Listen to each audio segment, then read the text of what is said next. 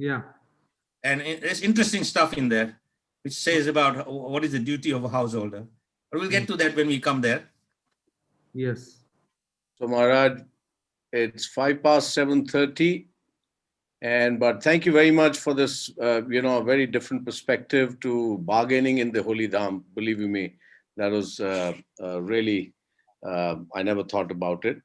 But thank you for the benefit of all the 69 devotees who have already joined us. So welcome everyone on behalf of the School of Vedic Studies. We are honored and privileged to have His Holiness Atmanivedana Swami Maharaj for yet another session on the 12 Mahajanas. But this is the third one today. The session will be on Lord Shiva, the greatest Vaishnavanam Yathashambhu, of all the Vaishnavas, the greatest of all Vaishnavas, Lord Shiva. So, and thank you all for joining in on time. Many of you were in the waiting room, but obviously we had to wait till we had Maharaj with us. So without much ado, Maharaj, over to you and your presentation. The format would be the same, dear devotees. Maharaj would speak for about an hour. Then we can have some question answers for 10 or 15 minutes. And then as usual, you'll have the questions sent across to you. We are very happy to also inform that close to about 60 odd devotees, they sent in their replies or answers to the questions on Lord Brahmā. Nāradaji, the questions have been sent. We look forward to having your replies back. So Maharaj, over to you. Thank you again. Hare Krishna. Hare Krishna.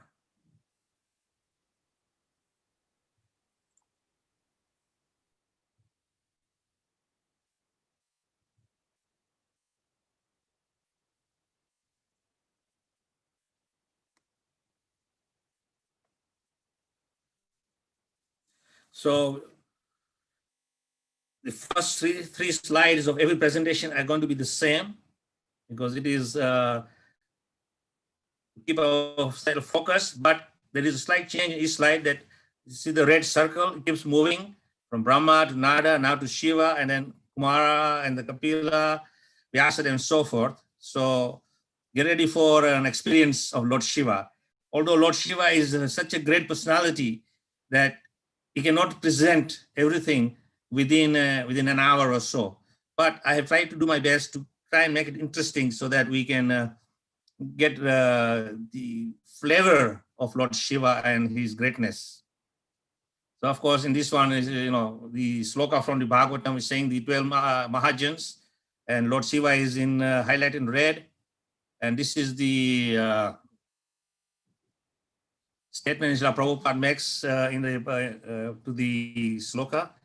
This is where we really start going, saying, just as milk is transformed into curd by the action of acids, but yet the effect of curd is neither same as nor different from its causes. With the milk, so I adore the primeval Lord Govinda, of whom the state of Shambhu is transformation for the performance of work of destruction. So this is the sloka from Brahma Samhita, where Lord Brahma is explaining how there's a transformation of,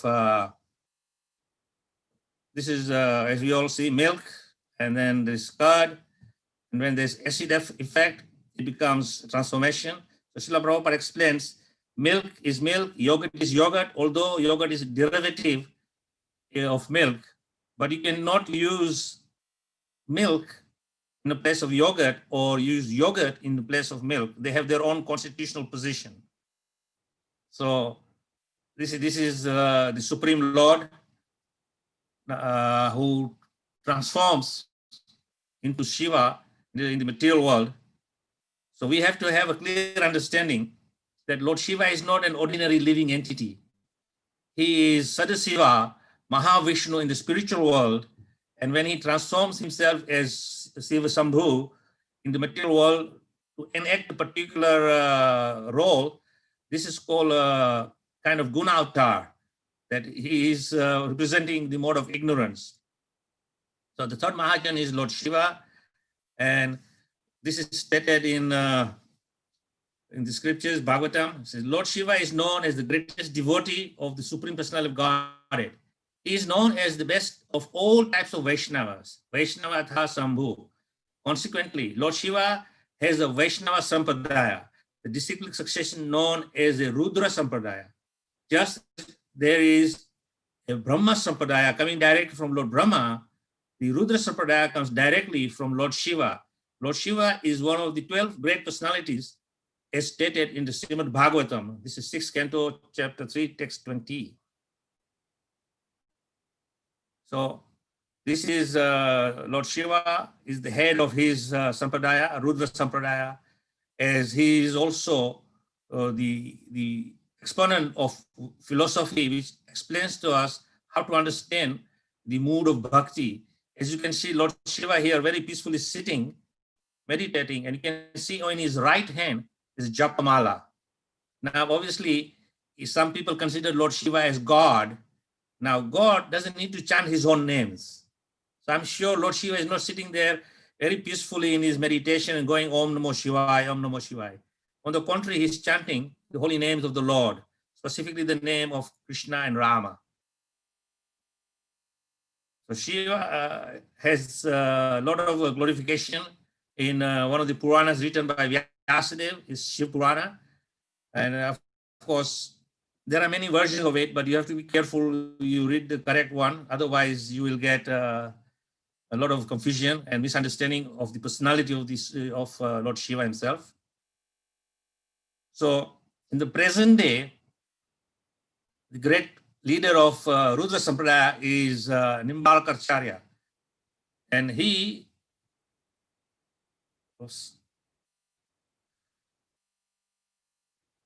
is the transcendental personality as mentioned here. And this is explaining about him. He's the, unfortunately, I can't see the top half of my screen, which is blocking.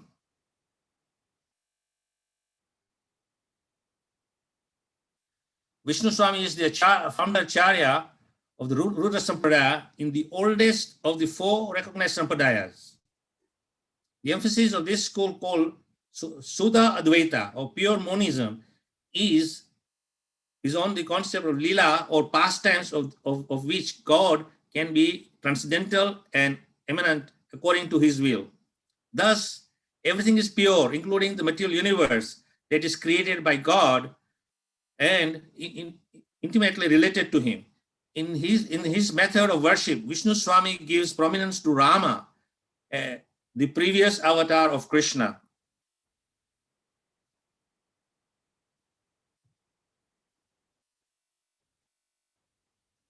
So there are 10 qualities of Lord Shiva. Of course, there's many qualities, but these are the 10 which I have picked out, which is quite important. So first one is that he is an ideal husband.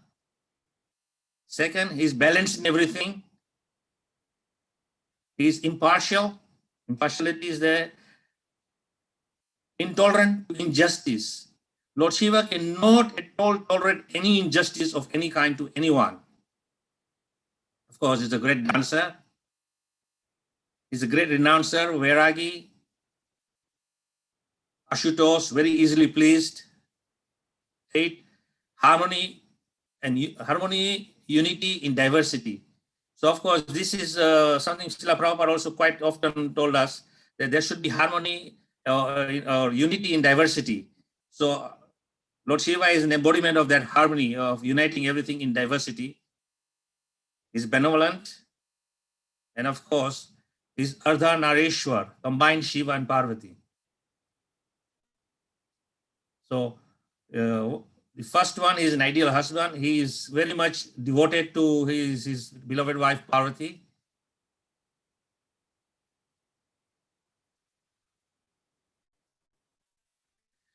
There could really be a couple like Lord Shiva and Parvati who loved each other so much that it cannot even be compared. Shiva treated his wife Parvati with love, respect, and equality. He made Parvati sit beside him and not near his feet. Hence, still today, unmarried girls fast and desire for a husband that should be like Lord Shiva. So he's an ideal husband.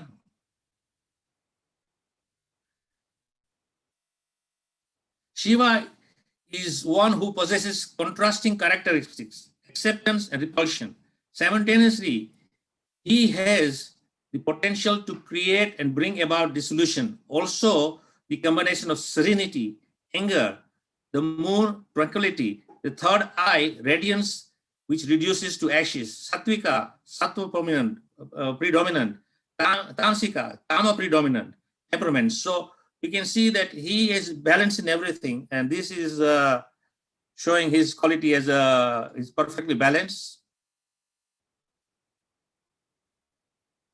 So Lord Shiva is impartial. When we worship Lord Shiva and he is pleased, then he will be impartial. So here in this slide is showing that there is Markandeya Rishi is a devotee of Lord Shiva.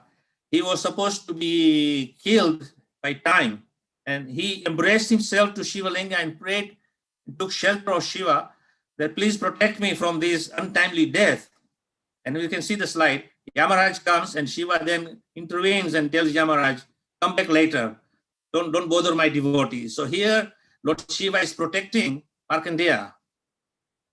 And here is another person. He's also kind of a devotee, but in his qualities is a demoniac character, Ravana. So he is also worshipping Lord Shiva. And when Lord Shiva is easily pleased, he's impartial to both his devotees and even demoniac people. And then Ravana is asking for a boon. Lord Shiva very graciously gives him the boon also. So we can see in this quality that he is impartial to all who worship him and respect him, devotee or a non-devotee, divine or demoniac.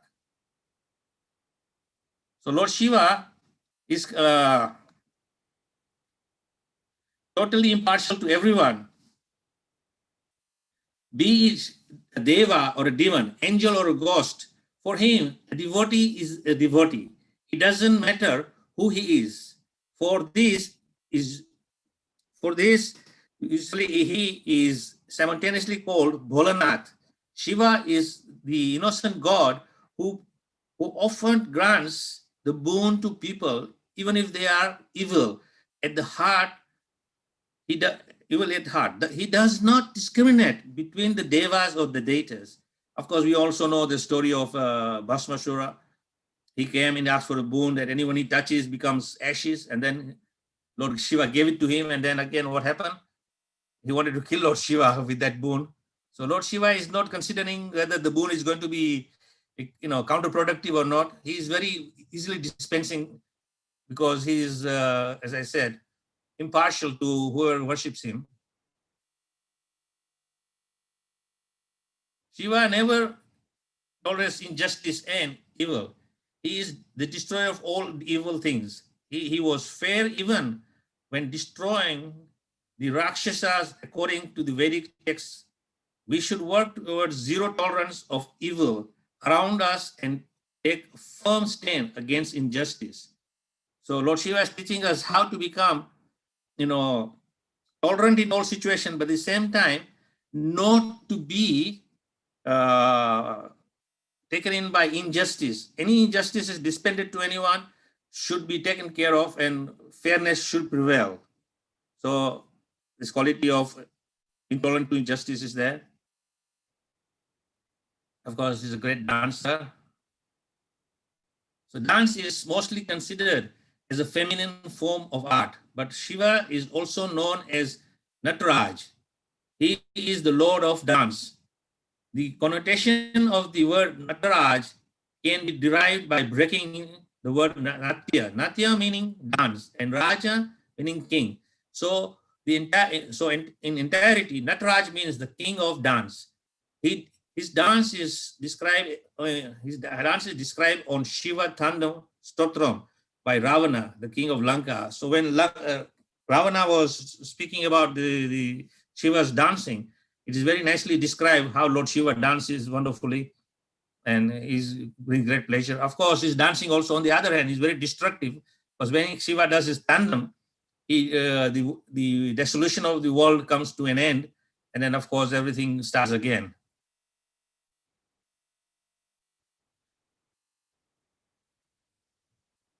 So Shiva is Yogeshwar, the foremost of yogi. Despite being Mahadev, the Lord of the Devas, he does not live like a king. In fact, he doesn't wear anything precious on his body. No gold, no silver, nothing but a tiger skin, rudraksha, and a snake, and ashes from the crematorium, which is the final destiny of everything in this material world. So we can see Lord Shiva is such a great personality. Every opulence is at his disposal, but he lives very simple and renounced life.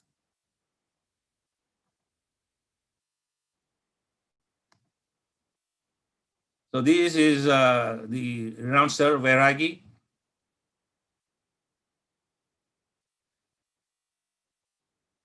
The quality that makes Shiva unique is that he is Ashutos, which means a God who is easily pleased. All you need to please Shiva is true devotion and just water and bilva, bell leaves. So Lord Shiva can very easily be pleased. As we see in the other qualities also, it dispenses boons, requests, prayers to anyone who asks him for anything. But the quality is that he is very easily pleased by any activities which often, only thing is needed is devotion and a simple worship of water and bilva leaves. So he is Asutos, very easily pleased. Now this is a very unique picture. You see Lord Shiva and Parvati with their two siblings, Kartikeya and Ganesha. And here we see the harmony. Looking at Shiva's family, he can give us an example of unity in diversity. As we know, Shiva's vehicle is an oxen, Nandi, and one of his ornament is a snake. Parvati's vehicle is a lion. Kartikeya's vehicle is a peacock, and Shri Ganesh's vehicle is a rat. However, an oxen and a lion, a peacock and a snake, a rat and a snake cannot stay together as per law of nature. They are each a prey and predator in the cycle of food chain. Nevertheless, all of them live in harmony. So we can see here that Shiva is living with all these things. Snakes is bull, Nandi, Parvati is lion, Ganesh is rat, Kartikeya is peacock. But they are all living in unity. But according to nature, one is food for the other. So of course, the bull is Nandi, lion is the vehicle of Parvati, rat is Ganesha, and peacock is Kartikeya's vehicle, and the snake. So each one of these, if you look at it in the nature's arrangement, one is food for the other. But in the family of Lord Shiva, everyone is living very peacefully together, unity and diversity in harmony. So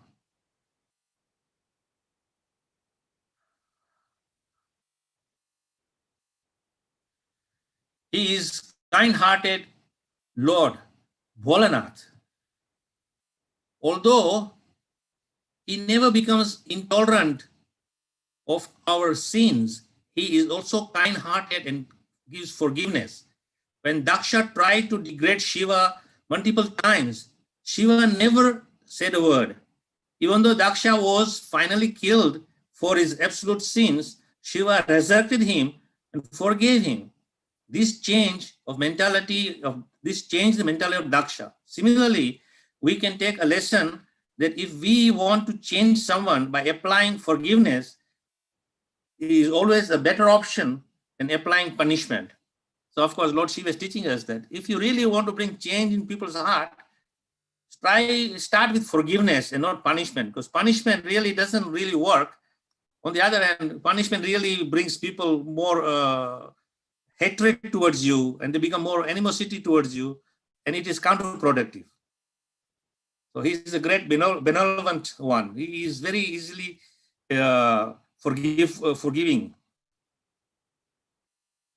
And here is a slide which showing Lord Shiva and Parvati is half and half. So he is known as Ardhanareshwar, which is an androgynous form of Lord, which means half and half. Ardhanareshwari is the amalgamation of two sides of Shiva, that is male and female aspect, which signifies identity of Purusha and Prakriti as one necessity. However, half male and half female side of the energies present in nature are illustrated from the androgynous form. It is a symbolism of how Parvati or female principle is inseparable from Shiva, the male principle. Ardhanareshwar form is an authentic symbol of Shiva's wholeness that lies beyond dualism, which should be the main aspect of every human being. So in this material world, nothing is complete with the male and female.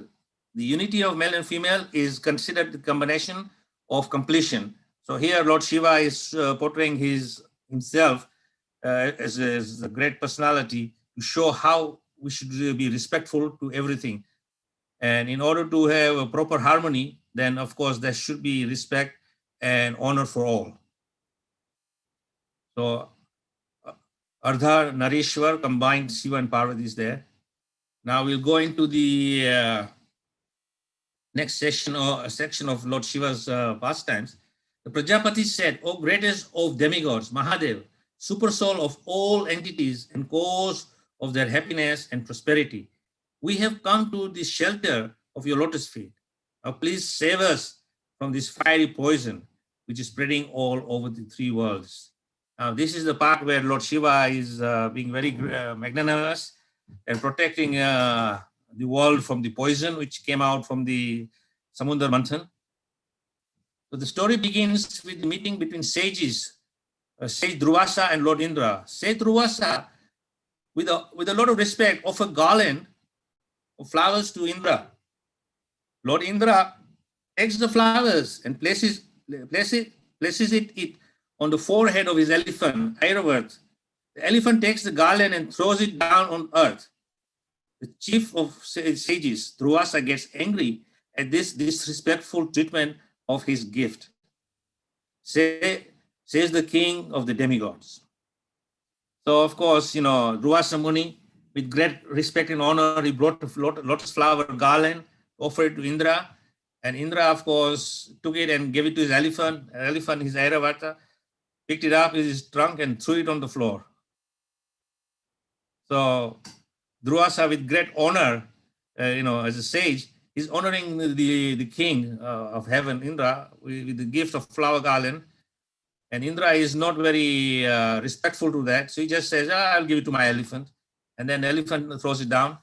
With an inflated ego and in your arrogance, you have not respected the garland which was the dwelling of the goddess of fortune. Of course, these are lotus flowers. And we know the sitting place of the goddess Lakshmi is the lotus flower. So Sage Durvasa cursed Lord Indra that his kingdom will also be ruined like he has thrown the garland onto the ground in his excessive pride, since Lord Indra has not bowed in front of him. So we see that this is Durvasa getting very angry. Durvasa is also one of the principles of Rudra. Just like Lord Shiva, he can be very easily pleased, and also you can very easily anger him. So Durvasa, being one of these Rudras, he also gets very angry at the slightest offense. He curses Indra.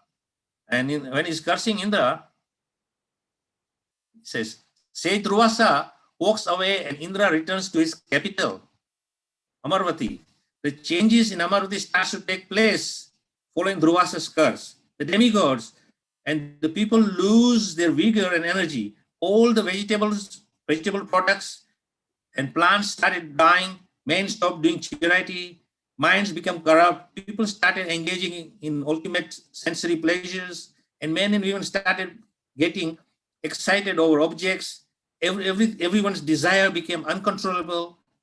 With the demigods getting weak in Amarvati, the demons invaded the demigods and defeated them. So, of course, by the curse of Indra, Durvasa Muni, Indra's kingdom was going through havoc and became very weak. And this was a chance for the demons to attack his kingdom. And then they attack his kingdom and almost take over.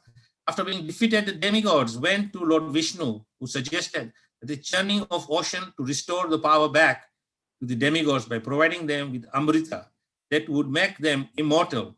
This is how the churning of the ocean began. The churning is symbolized by a literal tug of war between the demigods and demons in the story. For the churning, from this churning, Goddess Lakshmi rises out of the waves seated on a full-blown lotus. Goddess Lakshmi chooses Vishnu as her master and thus chooses the demigods over the demons. The demigods get their power back and fight the Suras again and prevail all over them. So of course, this incident also very interesting. It's another story within the story, you can say, is that when the churning of the ocean was done, Goddess Lakshmi appeared on the golden lotus flower. And then when she appeared, she saw Vishnu and she accepted Lord Vishnu as her master and her husband. And from that day, of course, they are, this is another pastime of how Vishnu and Lakshmi gets together. So the churning of the ocean is taking place with the Mount Meru, and the snake is Vasuki.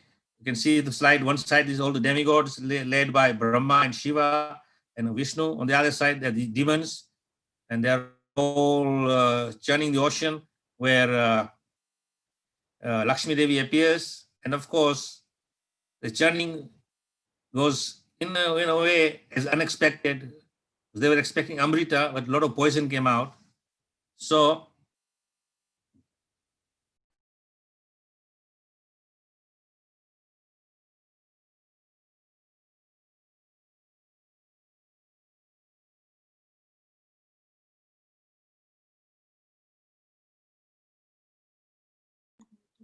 Maharaj, you need to unmute yourself. By mistake, yeah. Yeah, this is something all right on the screen here today. Okay, I will repeat that sentence again. The first lesson is to study that Lakshmi Devi, the goddess of fortune, forsakes even the demigods if they become arrogant. Lakshmi Devi, goddess, is not only about material wealth. When the goddess of fortune gets angry, it leads to an inability to perform good work, lack of energy, hunger, poverty, lack of mental peace, lack of willpower, and meaningless life. So you can understand that goddess of fortune, whether you are a good person or a bad person, a demoniac person or a demigod, if you anger her by doing something out of arrogance, then she will withdraw that blessing upon you, and all these inabilities will come your way. Since Lord Shiva is in charge of annihilation, why should he approach for protection? Why should he be approached for protection, which is given by Lord Vishnu? Lord Brahma creates, Lord Shiva annihilates. But both Lord Brahma and Lord Shiva are incarnations of Lord Vishnu and are known as Satyavesh avatar. They are endowed with special power like that of Lord Vishnu, who is actually all pervading and in their activities. So of course, there's a question mark here. Why approach Lord Shiva when Vishnu is higher than Lord Shiva in one sense? So he is actually in a better place to protect you from these dangers of the poisons. But as we know, Lord Shiva has got great ability where he can even take poison. That is why a snake is around his neck and he's not fearful of the snake's poison. Therefore, whenever prayers for protections are offered to Lord Shiva, actually Lord Vishnu is indicated. For otherwise, Lord Shiva is meant for destruction. Lord Shiva is one of the Ishwaras, or the controllers known as Satyavesh avatars. Therefore, he can be addressed as having the qualities of Lord Vishnu. So as we all understand from Prabhupada's descriptions in his purports, that there is not much difference between Lord Shiva and Lord Vishnu, except that the purpose for which they have appeared is different. And therefore, we have to see that they are not the same time they are same. So Lord Chaitanya Mahaprabhu says that in his philosophical treatise of Abheda, Achinta Abheda Bheda Tattva, oneness and different at the same time can be understood there. So Lord Shiva is one of the many sons of Brahma. He was born from between his father's eyebrows. When Brahma became angry with his 4 sons, the Kumāras, who refused his request to get married, Shiva can therefore be very angry, as exhibited in his form as Rudra, or when he destroys the creation. The name Shiva means auspicious. He is self-illuminating, exactly like Lord Vishnu, and is also very powerful. Unlike Vishnu, though, he very easily awards gifts and boons to those who approach him, even if his devotees' motives are selfish. So we can see that Lord Shiva is very magnanimous. He was born from Brahma. Well, you cannot say born, but he appeared from the body of Brahma, from his between his eyebrows, when Brahma became very angry at his sons, the Kumāras, who refused to obey his instructions. So, as we say, so in earlier slide, his name is Ashutosh, or one who is very easily pleased. He is also called Bhutanath, Lord of the Ghost, for many subtle beings are attached to him because of his kindness to them. Although Shiva bestows material opulence on his worshippers, he and his wife Parvati prefer to live austere lives, remaining without shelter on Kailash mountain. Shiva's body is reddish and is covered with ashes. He also lives in a cremation ground where corpses are burnt. Now, sometimes we see Lord Shiva's pictures and paintings are drawn with bluish hue, but here it is described that his body is reddish, and the reason for the bluish hue is that his body is covered by ashes, and therefore that ashes gives that kind of a bluish hue.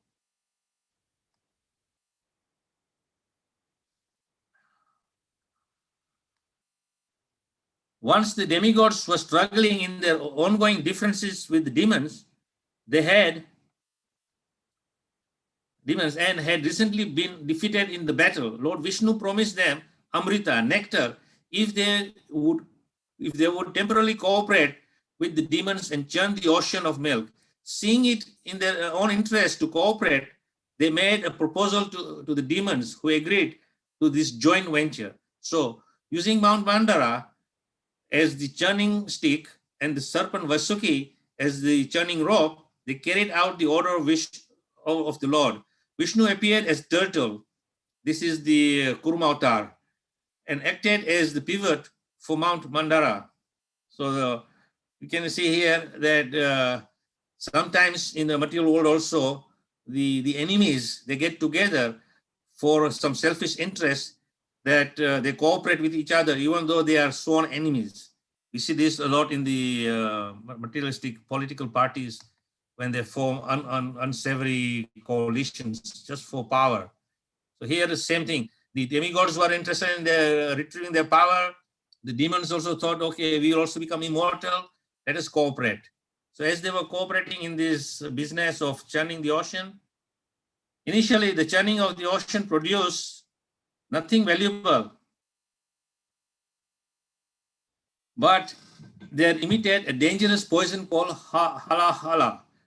When the uncontrolled poison was forcibly spreading up and down in all directions, all the demigods approached Lord Shiva, seeking shelter in him and praying for his protection. Being compassionate and dedicated to auspicious benevolent work, Lord Shiva agreed to drink all the poison. Goddess Parvati, the wife of Shiva, being aware of her Lord's capability and strength, gave consent. So of course, we understand that Lord Shiva has the power, and he agreed out of compassion that yes, okay, I will do it. So he agreed to drink, and of course, Parvati, as we understand, that she was completely aware of Shiva's powers, that if he drank the poison, nothing untoward would happen to him, and therefore she gave consent. And also we can understand that Shiva also takes consent from his wife in agreement. He doesn't just make an arbitrary decision by himself. This is cooperation between husband and wife. So Shiva reduced the vast lake of poison to a small quantity that he could hold in the palm of his hand. While he was drinking it, a few drops fell from his hand and was immediately consumed by poisonous snakes, scorpions, toxic plants, and other venomous creatures of the world. After Lord Shiva drank the poison, his neck became bluish, hence his beauty. One of his name is therefore Nilkanta, one with the bluish neck. So of course, Lord Shiva drank the poison, and as you can see from the slide, there were snakes at his feet. Some drops fell and they drank. So that is why these creatures have very venomous poison in them. It is maybe Lord Shiva's special blessings to these creatures for self-defense. So Lord Shiva drinks the poison. I had no desire to give my daughter to this person. So this is a different story now. This is a story where the churning of the ocean has taken place, and Lord Vishnu gets his beautiful Lakshmi, and the poison which was produced there was drunk by Lord Shiva, and then the nectar was distributed amongst the demigods, and then demons try to steal it. So that's another story. So we'll get into that pastime different time, but we'll continue. So this is the next part of the story where Lord Shiva is getting his consort Sati. So I had no desire to give my daughter to this person who has broken all rules of civility because of not observing the required rules and regulations. He is impure, but I was obliged to hand over my daughter to him just as one teaches the message, just as one teaches the message of the Vedas to Sudra. So this is Daksha speaking about how he was kind of forced into giving his daughter to Lord Shiva as his wife. In the Bhagavatam, it is mentioned, on the request of Lord Brahmā, I handed over my chaste daughter to him, although he is devoid of all cleanliness and his heart is filled with nasty things. So here, Daksha is seeing Lord Shiva externally, but doesn't see his heart internal. So one lesson to learn from this is that we should not become judgmental towards anybody. External appearance sometimes can be deceiving. So we have to give a chance to a person and see his inner heart, because the heart is where cleanliness is, not the external body. So Sati was betrothed to Lord Shiva, and they get married. And as you can see, Sati in this slide is so gorgeously decorated with jewels and finer clothes. And Shiva is in his tiger skin and a snake around his neck. So, of course, Daksha was not very happy with this, but he had to follow his father's instructions.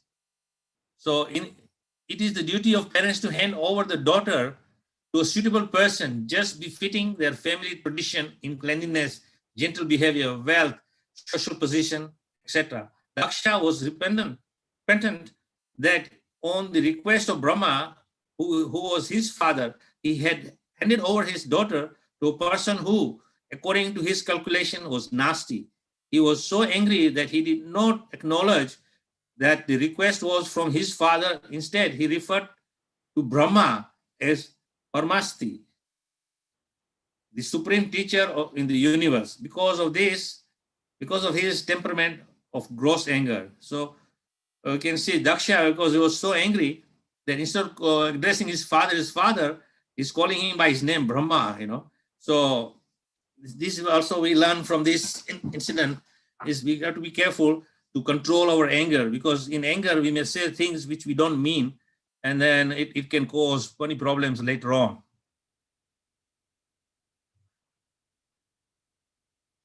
So he was not even prepared to accept Brahma as his father. In other words, he accused even Brahma of being less intelligent because he had advised Daksha to hand over his beautiful daughter to such a nasty fellow. In anger, one forgets everything. And thus Daksha, in anger, not only accused the great Lord Shiva, but criticized his own father, Lord Brahma, for his not very astute advice that Daksha hand over his daughter to Lord Shiva.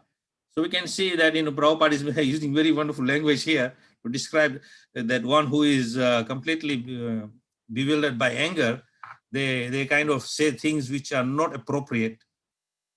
So the sage Maitreya continues, thus Daksha, seeing Lord Shiva sitting as if against him, washed his hands and mouth and cursed him in the following words. So then Daksha was cursing Shiva. The demigods are eligible to share the oblations of sacrifice, but Lord Shiva, who is the lowest of all the demigods, should not have a share. So this is the attitude of Daksha, that even though Lord Shiva is the greatest, but he sees him as the lowest, and therefore is not offered the share of the oblations.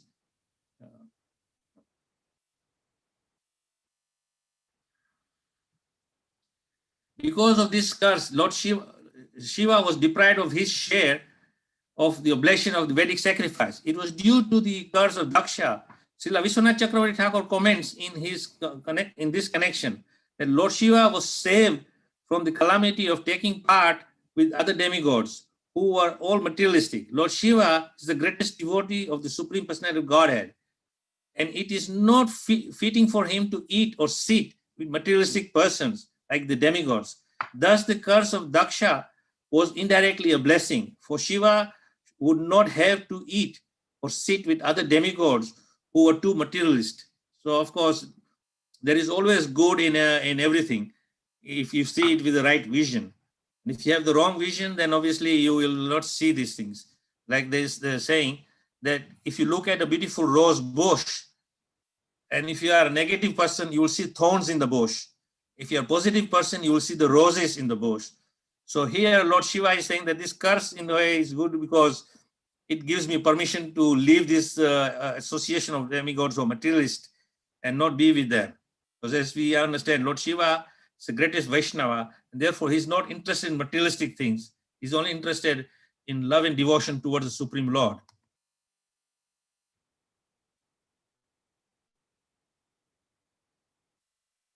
So there is a practical example set here by Gaur Kishore Das Babaji Maharaj, who used to sit on the side of a latrine to chant Hare Krishna. Many materialist persons used to come and bother him and disturb his daily routine of chanting. So to avoid their company, he used to sit by the side of a latrine where materialistic person would not go because of the filth and the obnoxious smell.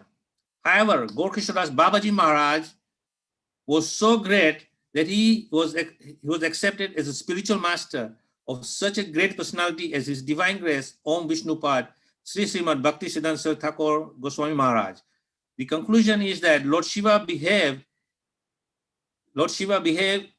in his own way to avoid materialistic persons who might disturb him or in his persecution of his devotional service.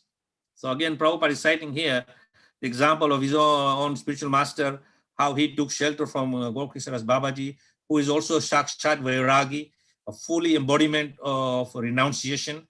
And therefore, we can understand that renunciation is not to be taken in a negative way.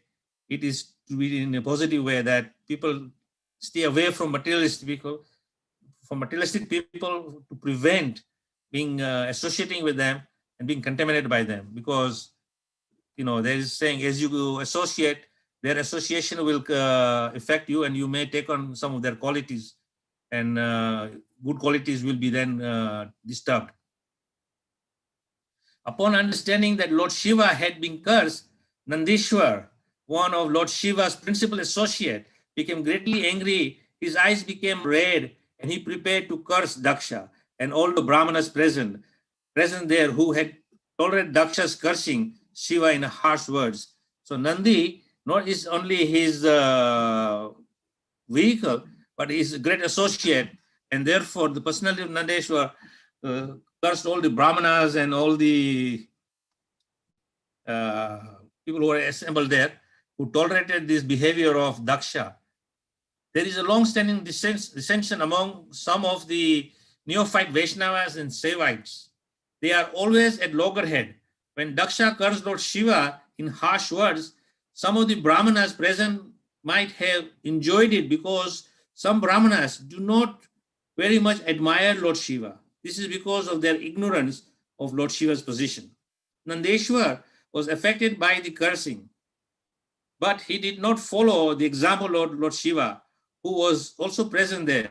Although Lord Shiva could also have cursed Daksha in a similar way, he was silent and tolerant.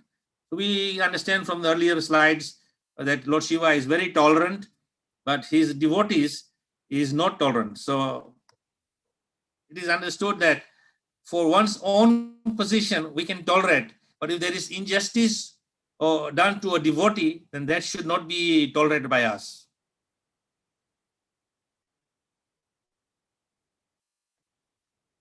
But Nandeshwar, his follower was not tolerant of course. As the follower, it was right for him not to tolerate an insult to his master. But he should not have cursed the Brahmanas who were present. The entire issue was so complicated that those who were not strong enough forgot their positions, and thus cursing and counter-cursing went on in a great assembly. In other words, in the material field is so unsteady that even personalities like Nandeshwar, Daksha, and others and many of the Brahmanas present were infected by the atmosphere of anger. So here Prabhupada is saying that when atmosphere gets very bad and full of anger, there is cursing and counter-cursing going on, you lose all sight of decency, and it is not a very favorable position to be in. Therefore, it is better to learn the qualities of Lord Shiva and become tolerant of all situations. Anyone who accepted Daksha as the most important personality, neglected Lord Shiva because of envy, is less intelligent. And because of visualizing in duality, will be bereft of transcendental knowledge. So of course, here again in the Bhagavatam is said that if we become less intelligent, neglect to see things in its right perspective, then we will be bereft of the transcendental knowledge.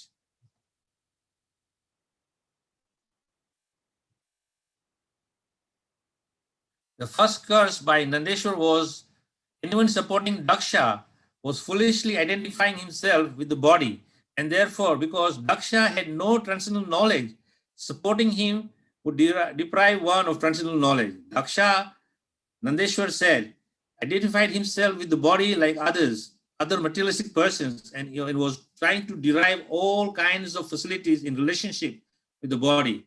He had excessive attachment for the body and in relation to the body, with wife, children, home, and other such things, which are different from the soul. Therefore, Nandeshwar's curse was that anyone who supported Daksha would be bereft of transcendental knowledge of the soul, and thus be deprived of knowledge of the Supreme Personality of Godhead. Daksha has accepted the body as all in all. Therefore, since he has forgotten the Vishnupada or Vishnugati and is attached to sex life only, within a short time, he will have a face of a god. So this is, of course, the curse. May those who are envious of Lord Shiva, being attached by the flowery language of chanting Vedic promises, and who have thus become dull, always remain attached to fruitive activities. So, of course, if you become attached to this, as Prabhupada is mentioned in the purport here, rather the verse of Bhagavatam, that if you are attached to the flowery language and become easily enchanted by promises and things which are material, then we will become more and more attached to fruitive activities. And the more and more we become attached to fruitive activities, then obviously what is going to happen is that we will be deprived of devotional understanding. So these Brahmanas take to education, austerities and vows only for the purpose of maintaining the body. They shall be devoid of discrimination between what to eat and what not to eat.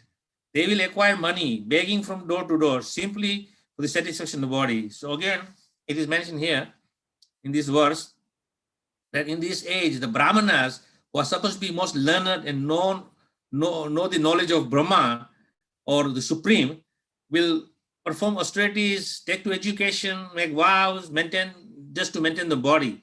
They will not have discrimination between what to eat, what not to eat.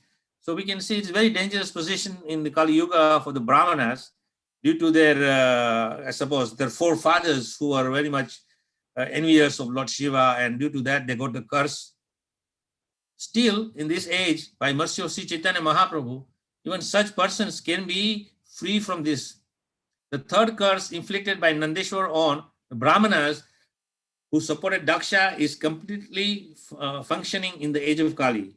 These so-called Brahmanas are no longer interested in understanding the nature of the Supreme Brahman. Although the Brahmana means one who has attained knowledge of Brahman. In the Vedanta Sutra, also it is stated, Athato Brahma Jignasha. So of course, this curse of Nandeshwar is taking place, and even today, they haven't got rid of that curse. Somehow they are still suffering from that curse and forgetful of their original position as knower of Brahman. And if you don't know the Supreme Lord, then how you can serve him? It is beyond anybody's understanding. Thus, the human form of life is meant for realization of the Supreme Brahman, the absolute truth. In other words, human life is meant for one's elevation to the post of Brahmana. Unfortunately, the modern Brahmanas or so-called Brahmanas who come in originally Brahminical families have left their own occupational duties, but they do not follow others to occupy the post of Brahmanas.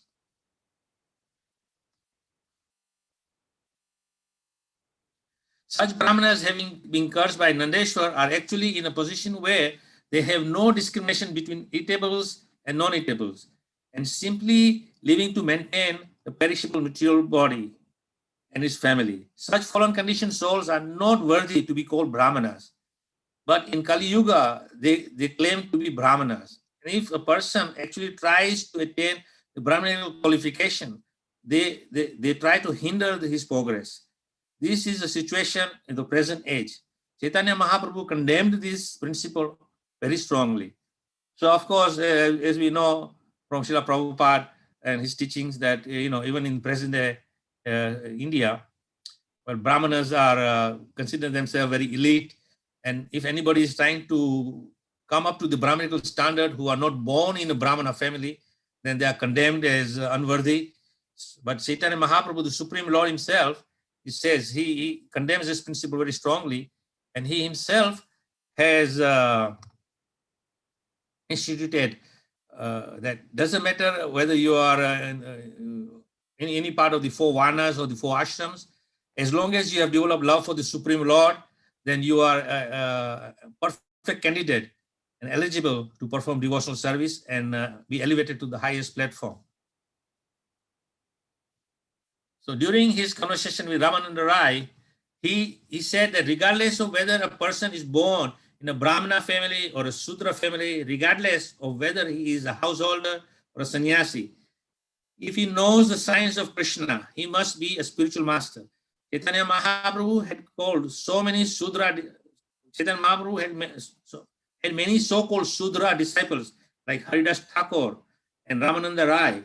Even the Goswamis, who were principal students of Lord Chaitanya, were also ostracized from the Brahmana society, but Lord Chaitanya Mahaprabhu, by his grace, made them first-class Vaishnavas. So we can see that Lord Chaitanya Mahaprabhu had elevated even the most fallen person to the highest platform. The sage Maitreya said, when such cursing and counter-cursing was going on between Lord Shiva's followers and the parties of Daksha and Bhrigu, Lord Shiva became very morose. Not saying anything, he left the arena of the sacrifice, followed by his disciples. Of course, Lord Shiva, as I said, he cannot tolerate this kind of nonsense. So he left, and he didn't want to be part of a party to this. So here Lord Shiva, excellent character is described.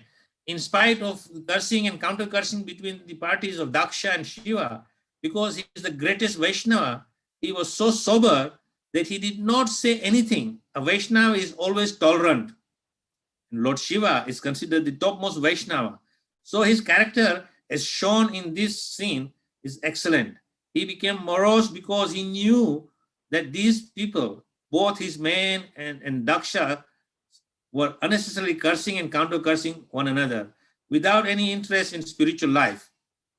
So a devotee, a Vaishnava, is not interested in this kind of behavior. So he just leaves. His interest is only one, to elevate people to the highest platform by preaching the message of Krishna consciousness. From his point of view, he did not see anyone as lower or higher because he is a Vaishnava. As written in Bhagavad Gita, chapter 5, text 15. Pandita Samadarshina, one who is perfectly learned, does not see anyone as lesser or greater because he sees everyone from a spiritual platform. Thus, the only alternative left for Lord Shiva was to leave in order to stop his followers, Nandeshwar, as well as Bhrigu Muni, from cursing and counter-cursing in that way.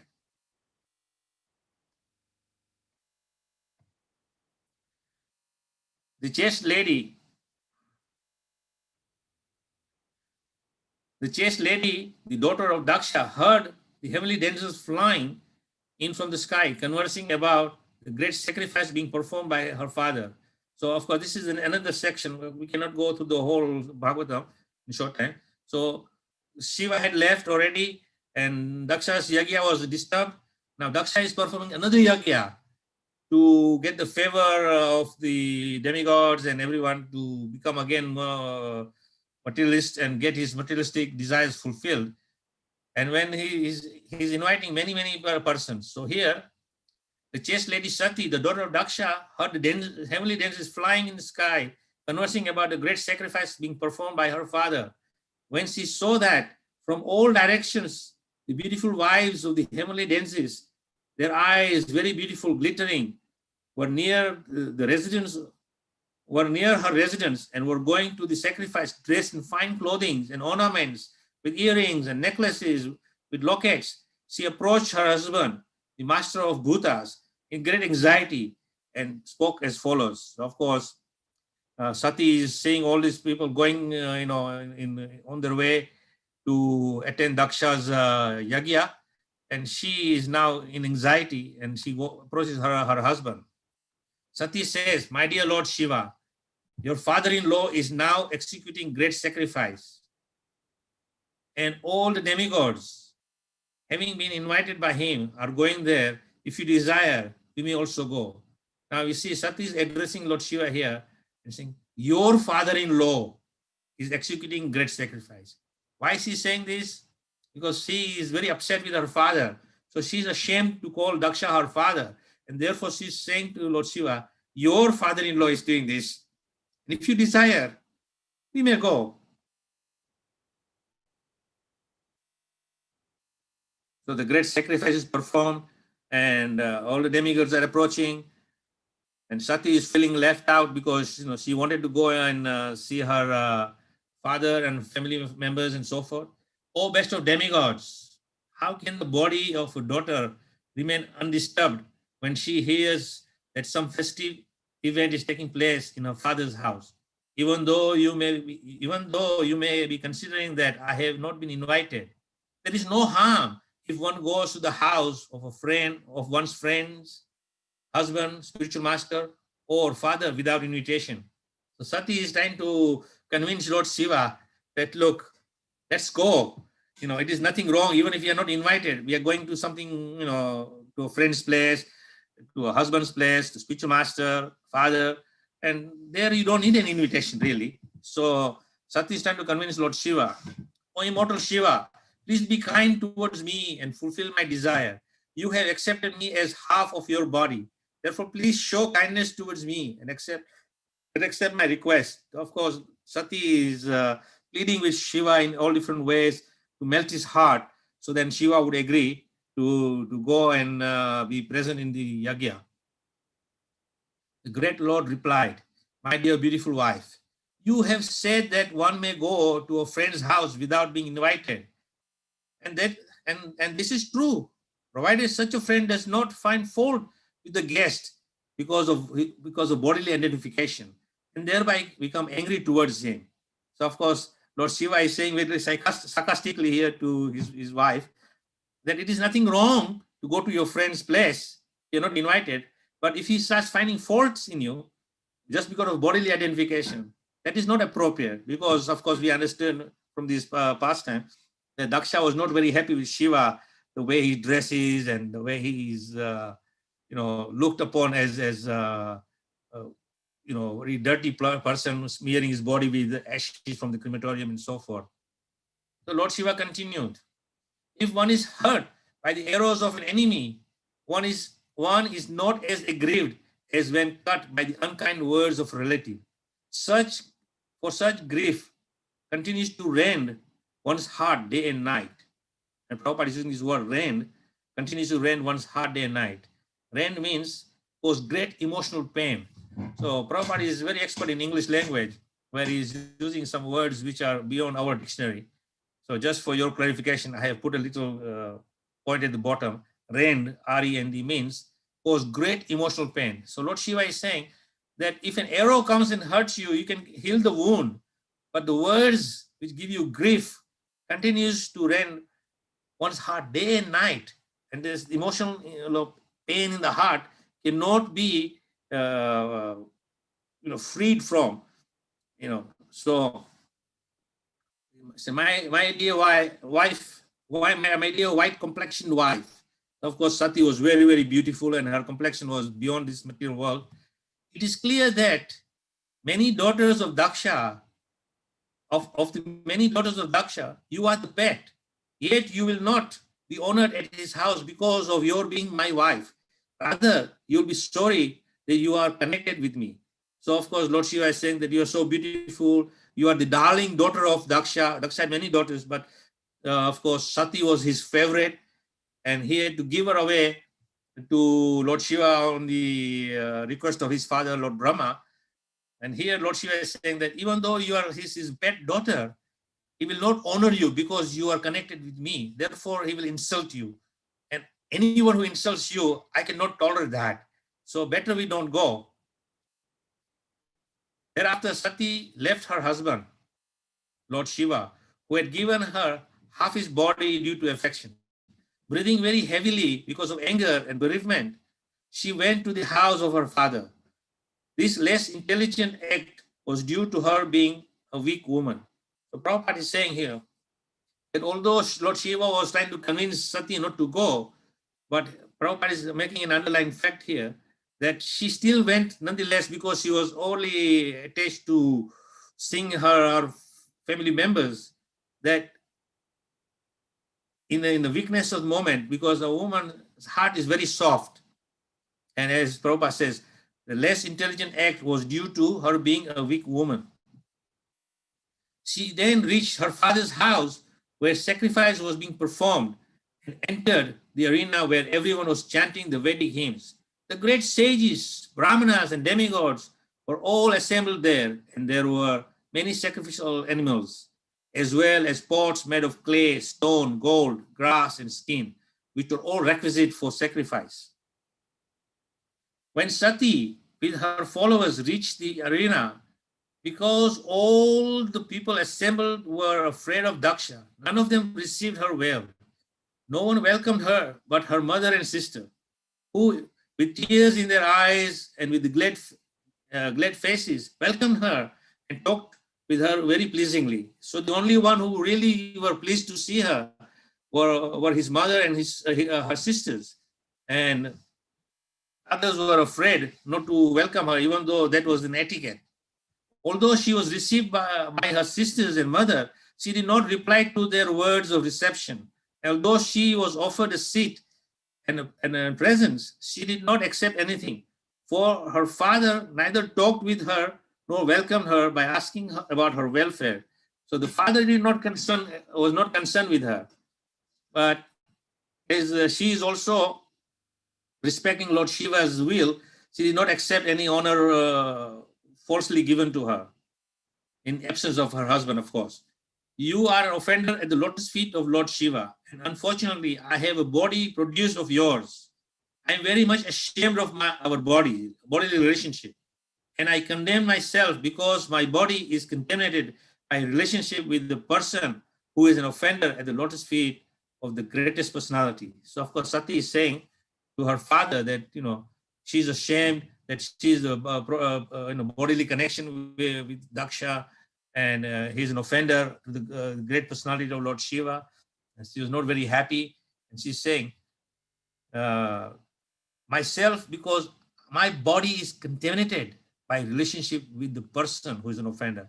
So she feels so contaminated by this relationship of hers as a daughter of Daksha. Sati concentrated all her meditation on the holy lotus feet of her husband, Lord Shiva, who is the supreme spiritual master of all the world. Thus she became completely cleansed of all the taints of sin and quit her body in the blazing fire by meditation on the fiery elements. So Sati, of course, was so upset by the offense she committed by her father, and she was so much upset that she didn't want to live anymore in this world due to this contamination. And therefore, she willingly gave her body, as it is mentioned here. She quit her body in the blazing fire by meditating on the fiery elements. So the fire from within her body came out, and then she was burnt to ashes. When Sati annihilated her body in anger, there was tremendous row all over the universe. Why had Sati, the wife of the most respectable demigod Lord Shiva, quit her body in such a manner? It was astonishing that Daksha, who was Prajapati, the maintainer of all living entities, was so disrespectful to his own daughter. Sati, who was not only chaste, but was also a great soul, that she gave up her body because of his neglect. So, of course, Sati gave up her body, and then Maitreya continues.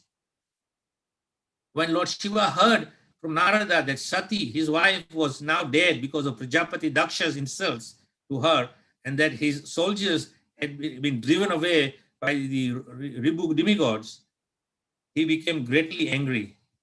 Of course, Shiva was not very happy in the first place. Sati went there, but on hearing that she had given up her life, then that made her even more angry. He tried to cut the head of Daksha with the hymns as well as the weapons, but still it was hard to cut even the surface of the skin of Daksha's head. Thus, Virabhadra was exceedingly bewildered. Now, of course, this is not Lord Shiva. In previous verses I have omitted because it would take too much time to discuss in detail. But this is Virabhadra, is one of the associates of Lord Shiva. And he tried to cut the head of Daksha, and he could not do it because somehow Daksha had some special powers, I suppose, by performing yagyas. Then Virabhadra saw the wooden device in the sacrificial arena by which the animals were to have been killed. He took the opportunity of this facility and beheaded Daksha. So he beheaded Daksha at that time with these instruments which were available. And you can see from this slide, Virabhadra is one of the devotees, disciples of Lord Shiva, and he could not tolerate any insult for his master, especially losing Sati, who is the beloved of Shiva. He said that only befitting punishment for Daksha now is to behead him. So he beheaded him, and upon seeing the action of Virabhadra, the party of Lord Shiva was pleased and cried out joyfully. And all the bhutas, ghosts, and demons that had come had tremendous sound. On the other hand, the Brahmanas in charge of the sacrifice cried out in grief at the death of Daksha. So the Brahmanas are crying, the followers of Shiva are very joyful. Virabhadra then took the head with great anger and threw it in the southern side of the sacrificial fire, offering it as an oblation. In this way, the followers of Lord Shiva devastated all the arrangements of the sacrifice. After setting fire to the whole arena, they departed for their master's abode, Kailash. So, feeling that at least they have done justice to their master's insult, they feel satisfied and they're going back to Kailash. You have excluded Lord Shiva from taking part in the sacrificial rituals and therefore you are all offenders at his lotus feet. Still, if you go without mental reservation and surrender unto him and fall down at his lotus feet, he will be very pleased. So, of course, he's saying that even after doing all these offenses, if you go to Lord Shiva and ask for forgiveness, he will definitely forgive you. This is one of the principles Srila Prabhupada is teaching us in our tradition of following Vaishnava culture, that if by some mistake, or even by sometimes knowingly due to our arrogance, we commit some offense against the lotus feet of Vaishnava, then it is better to go and pay honor and respect to the Vaishnava and seek his forgiveness. And Vaishnava, being magnanimous in his heart, would definitely forgive you for all the offenses, and therefore you'll be saved from the greatest dangers of being devoid of devotional service to the Supreme Lord. Lord Shiva is also called Ashutosh. Asha means very soon, and Tosa means to become satisfied. The demigods were advised to go to Lord Shiva and beg his pardon, and because he is very easily pleased, it was certain that their purpose would be served. Lord Brahma knew the mind of Lord Shiva very well, and he was confident that the demigods who were offenders at the lotus feet could mitigate their offenses by going to him and surrendering without reservation. So, of course, Brahma is advising all the demigods and the Brahmanas that go to Shiva and ask for beg for forgiveness, and he will forgive you. So Lord Brahma also advised them that Lord Shiva is so powerful, by his anger, all the planets and their chief controllers can be destroyed immediately. Also, he said that Lord Shiva was especially sorry because he had recently lost his dear wife and was very much afflicted by unkind words of Daksha. Under circumstances, Lord Brahma suggested it would behoove them to go at once and beg his pardon. So Brahma is advising everyone that go take shelter of Lord Shiva. He will forgive you for all these sins you have committed. Lord Shiva said, my dear Father Brahma, I do not mind the offenses created by the demigods, because these demigods are childish and less intelligent. I do not take a serious view of their offense, and I have punished them only in order to right them. So Lord Shiva is, of course, saying that he doesn't take offense against this because he thinks this is childish, less intelligent.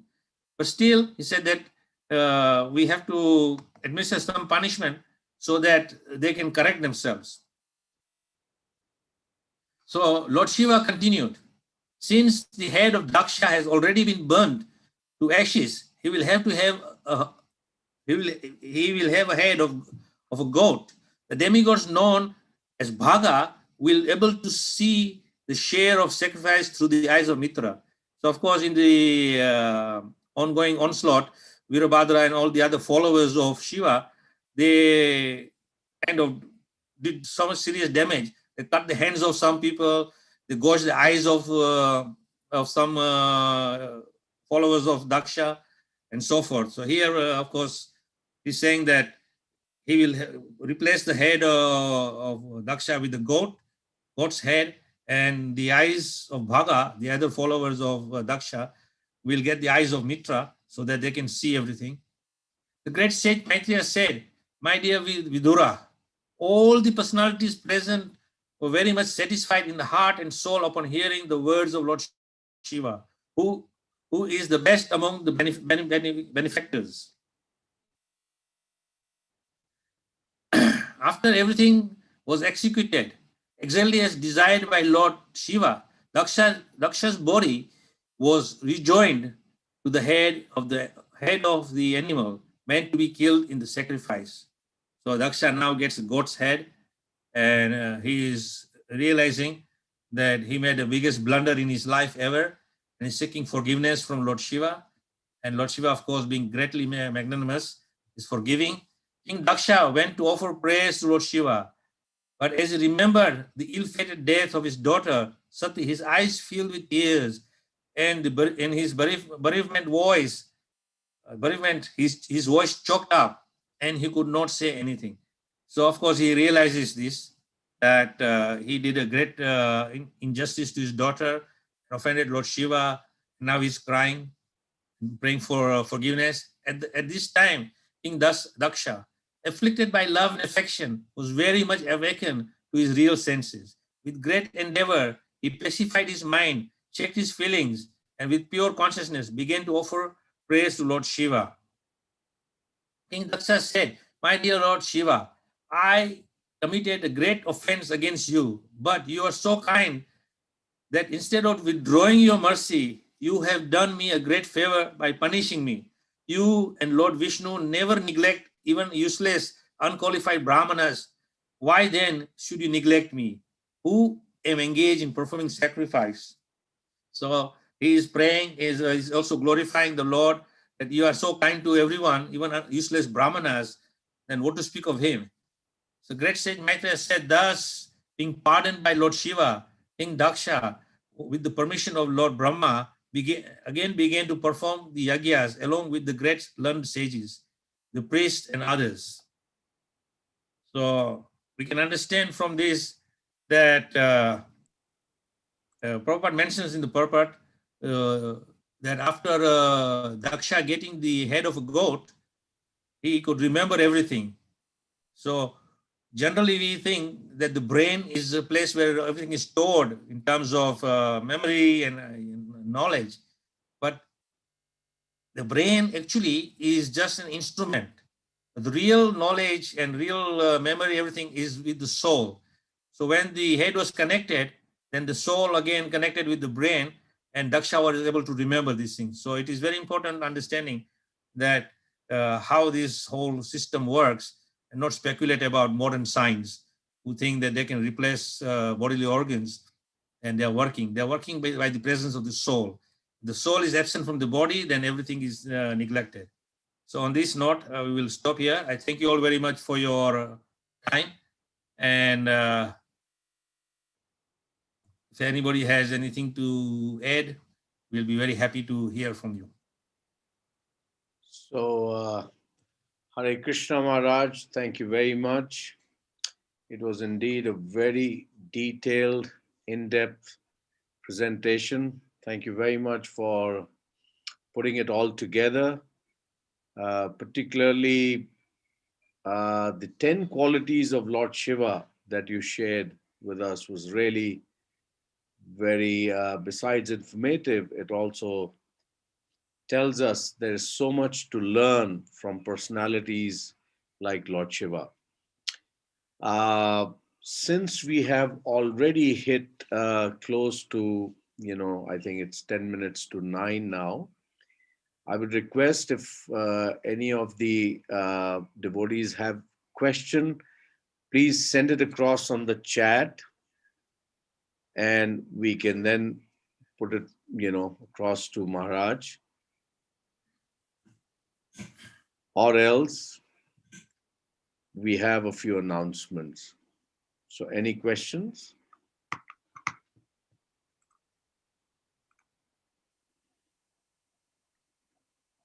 Okay.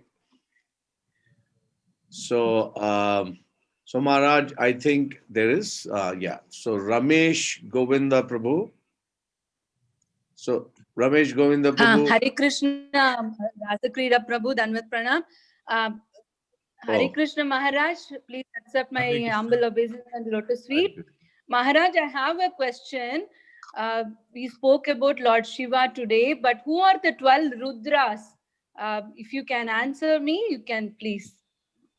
Well, there are Rudras, I don't know, I cannot give you offhand, but maybe I will send it to Rasakrida, I can forward it to you.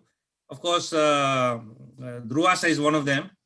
Hanuman is another, which comes quickly to my mind right now. But there are 12 personalities who are kind of says expansions of Lord Shiva in terms of Rudras, and they have their different roles to play. So unfortunately, I cannot give you offhand right now because my memory is not so powerful to remember everything. No problem, Maharaj. No problem. You can send whenever you find time. Thank you, Maharaj. Thank you so much. No problem. Thank you, Gaurangi Mataji. Thank you, Prabhu. I'll follow up on that with Maharaj and get you the information, Mataji. Okay, thanks, Prabhu. Not Hare at all. Krishna. Prabhuji, can I ask one question? Yes, please, one question. Thank you so much. Hare Krishna Maharaj, Danvat Pranam. All glories to Srila Prabhupada. Thank you so much for a wonderful class. So Divya much. Gaurangi Mataji, last time with one question you asked three, so keep it to one. Yes, yes. Yeah. Sure, Hare Prabhuji. Krishna. Please accept my apology for that. Hare Not at Krishna. all. Thank you, Prabhu. Okay, so Maharaj, I'll keep it short. The only one question I have is I'm a little bit confused. Maharaj, you mentioned that Lord Shiva is Guna Avatar. So he is a manifestation from Lord Vishnu, but in mode of ignorance for material world, he comes and then he does the destruction and all that. Dissolution, when the dissolution happens. So but another confusion is Maharaj, he comes from in between the eyebrows of Lord Brahmaji. So my question is, Brahmaji obviously at the end of 100 years will be different Brahmaji, but Lord Shiva is eternally just one Lord Shiva, right? Like how Vishnu is. Yes. So where is the actual position? Where does he stay? Is he in the material universe or in spiritual sky? No. See, originally, Lord Shiva is in the spiritual world is Sadashiva or Mahavishnu. And when he enters, just like Prabhupada mentions that there are many avatars or planetary portions of the planetary portion of the Lord, we come to this material world, not just this universe, but many universes, and they enact different roles. So the Shiva is the same Lord Shiva who comes into this material world, just like Krishna. He comes and he comes as Rama, he comes as Vamana, he comes as Narsingha, he comes as all different avatars, but it's the same Supreme Personality. And all these Supreme Personalities who appear in this material world, they have their own spiritual world, planet or universe in the spiritual realm. So Lord Shiva is the same, but when he comes to this material world, there is descriptions that sometimes we, from our material point of view, we say he is sitting in Mansarovar, which is in Tibet, or sometimes he's in Kailash mountain near the Himalayas. So he may be there, he may be in another loka, his own planet also. So we should not get confused about Lord Shiva's original abode. He has many abodes. According to his circumstances, they manifest and then they unmanifest. So the original abode. Okay, thank you so much, Maharaj. That's very nicely explained. Thank you, Hare Krishna. Danvat Pranam. Hare Krishna. Thank you, Divya Gaurangi Mataji. Just the paucity of time, Mataji, but your questions have been very useful to all of us. So thank you for that, Mataji. We have a question from Anupama Radharani Mataji. Anupama Mataji, would you like to ask yourself by unmuting yourself, or should I do that?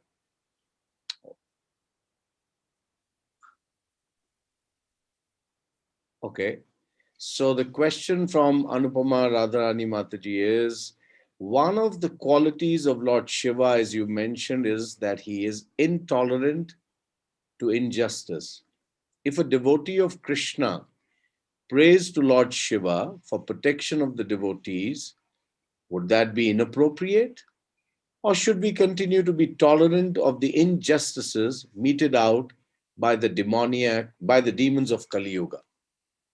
No, we have to always pray to Krishna or Lord Shiva that to protect and free the devotees from any injustice done to them. There's nothing wrong in praying like that, because Lord Shiva, as we understand from today's presentation, he is not ordinary personality. He is actually transformation of Vishnu for a particular performance of the activities in the material world. And therefore, there's nothing wrong to pray to him. But generally, Srila Prabhupada has recommended to us that if at all we want to pray for the protection of devotees from any kind of injustice meted out to them due to the effect of Kali Yuga, is that we pray to Lord Nrsimhadev. And when we pray to Lord Nrsimhadev, then he is the destroyer of all demons. As we know from his pastime, that he destroyed the greatest demon, Hiranyakashipu. So if you pray to Lord Nrsimhadev, he is the greatest protector of all devotees. So better to pray to Lord Nrsimhadev, because even if you pray to Lord Shiva, sometimes he has to take permission from the Supreme Lord himself. As Prabhupada explains, that all the managers in the material cosmic creation cannot even move a leaf without the sanction of the Supreme. Therefore, we pray to Nrsimhadev to protect all devotees. Hare Krishna Maharaj, please accept my respectful obeisances. Thank you so much for the answer. And thank you for this wonderful class. Hare Krishna, Hare. Hare Krishna Maharaj. Thank you, Anupama Mataji, for your question. Thank you, Prabhu. Thank you. We have 4 more questions, but due to the paucity of time, we've hit 9 o'clock. So I've asked the organizer, Brinda, to save your questions. And I assure you that these questions will be sent to Maharaj. And we will get the replies. We have your names. And we will certainly have the replies back to you. So that's a promise. We have a few announcements because of, many of our devotees are joining us from India and other places. So it's already late. Quick announcements. One is that kindly join the WhatsApp group for updates. We have sent a link to you on the chat right now. Kindly check it out and join the group so that you can keep getting the regular updates, because we still have 9 more sessions to go on Mahajanas with Maharaj, and we would like to keep you all updated. Then you can check the description box of group for all relevant links. So once you get there, all the relevant links are there. Any one of you, if you're not receiving emails, since we have a group, kindly we request you to fill the registration form. And again, there is a link that has been sent across on your chat box right now. Please have a look at it. And as far as any announcements related to the course that we are going through with Maharaj on the Mahajanas, the questions, and all the any other updates, you will get it regularly on your emails, as well as if you're on the WhatsApp group, you will get it on that also. One more thing on behalf of the School of Vedic Studies and our, co-director Yugal Kishore Prabhu, I wish to inform every one of you, the assembled Vaishnavas and Vaishnavis, that we are going to have regularly these kind of courses. We have one running with His Holiness Atmanivedana Maharaj, for which we are extremely grateful to him. And we are also organizing in the pipeline a possible a course with His Holiness Bhakti Bringa Govinda Swami Maharaj. So therefore, it's important that you stay connected on our emails, on our YouTube channel, as well as the WhatsApp group, so that we can keep updating you on these courses. So on that note, Jugal Kishore Prabhu, would you like to have a last word before I close the session? Yes, thank you, Maharaj. I'll keep it very short.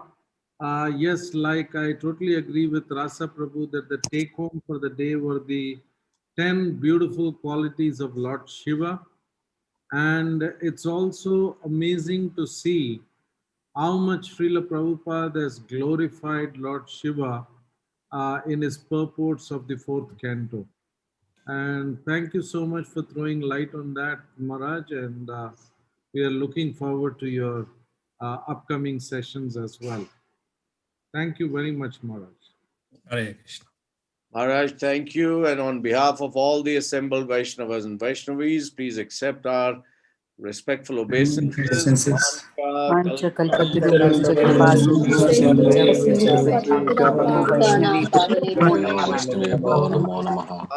Hare Krishna.